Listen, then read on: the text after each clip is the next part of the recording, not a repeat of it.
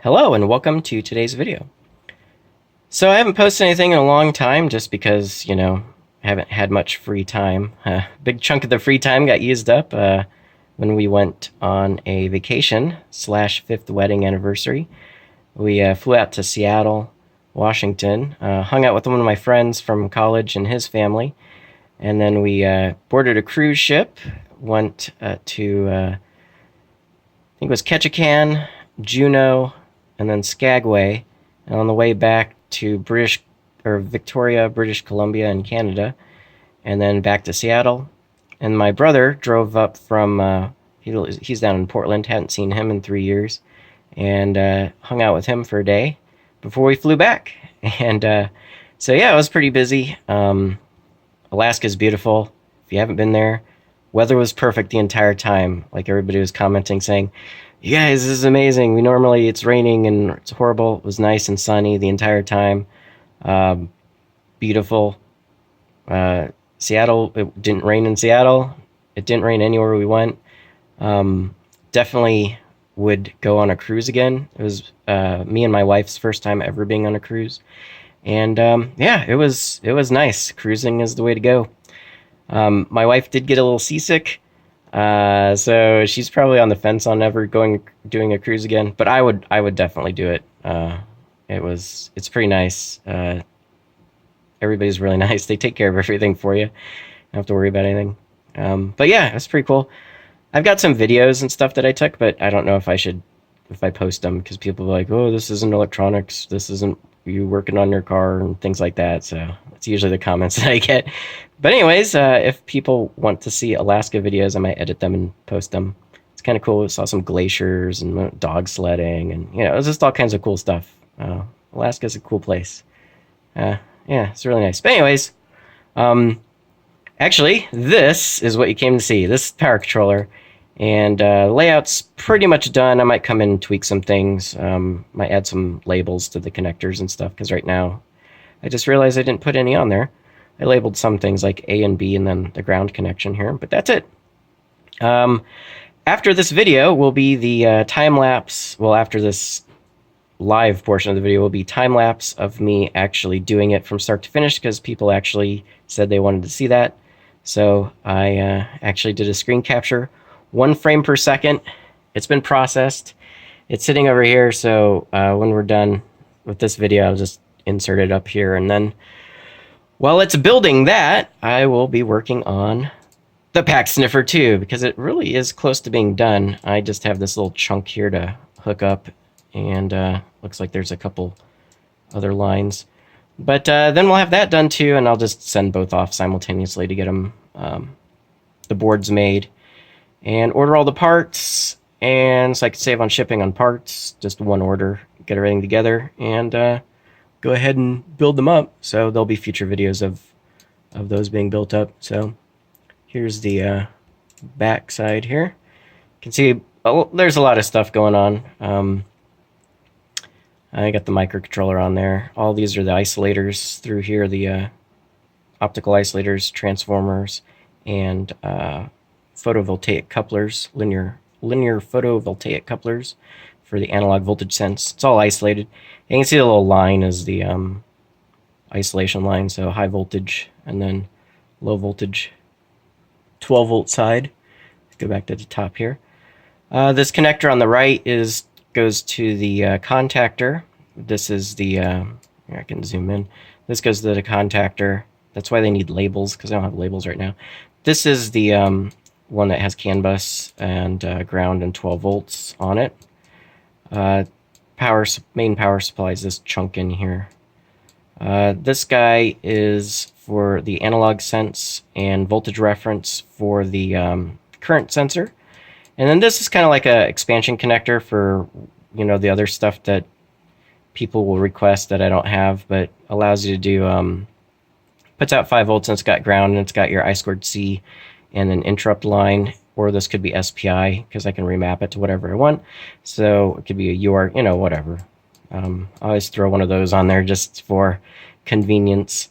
And then this last connector is an auxiliary connector. It is identical to the one that does the contactor. So just changing the code in there will make it do whatever we want. That would be used for, say you got a battery charger, it doesn't talk over CAN bus, and you just want to, if something goes wrong, you want to be able to shut that down.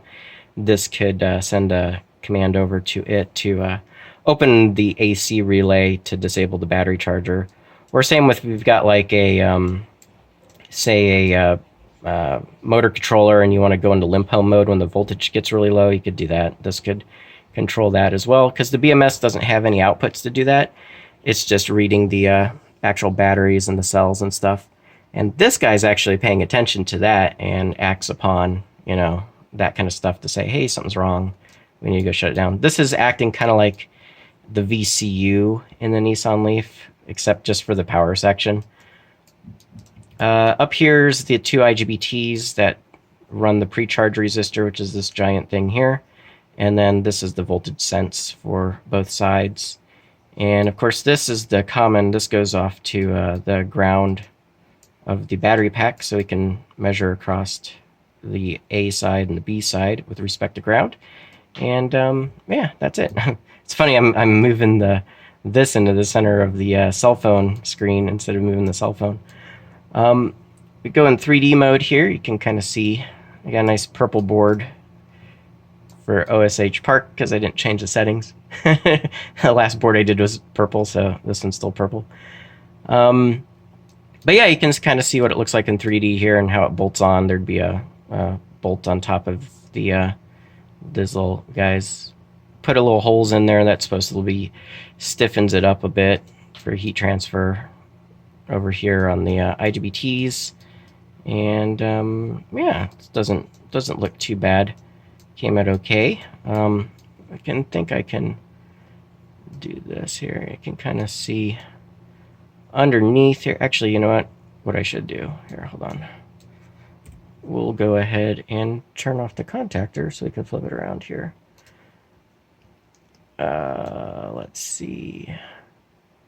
This is kind of cool. If you've ever played with this, it'll fly through the connectors or the models for you. It's flipping upside down, but of course here, let me go find the relay should be, where's it at?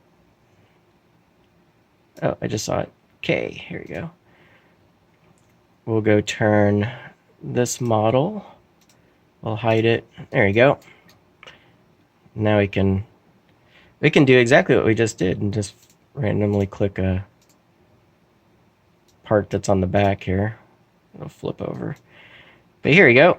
This is the back side. So again, you can see all the isolation. We've got, these are, well, they're kind of like solid state relays. It'll generate a, when you turn on the LEDs, shine onto some like solar cells, which will turn on they're like a isolated gate driver essentially.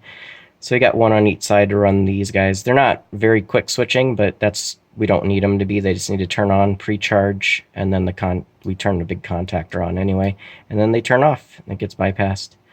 I got the two transformers, and then these the linear photocouplers. Everything else is just amplifiers and power supply, diodes, regulators to take power from this side so that we can read isolation, read the voltages A and B sides of the contactor. Know that the voltages are close to each other before we turn that on.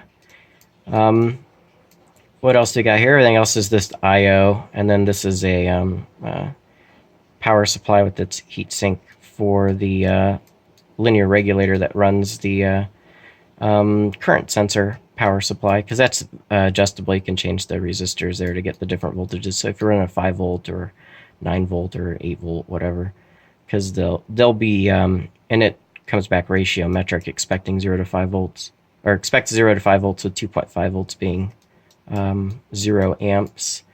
So yeah, that's pretty much what's going on there.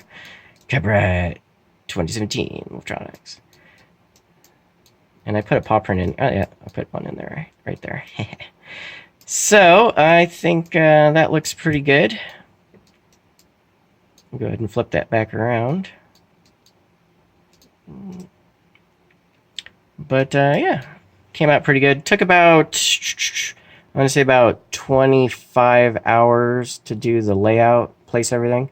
We'll go ahead and splice this into the time lapse if you want to continue watching that.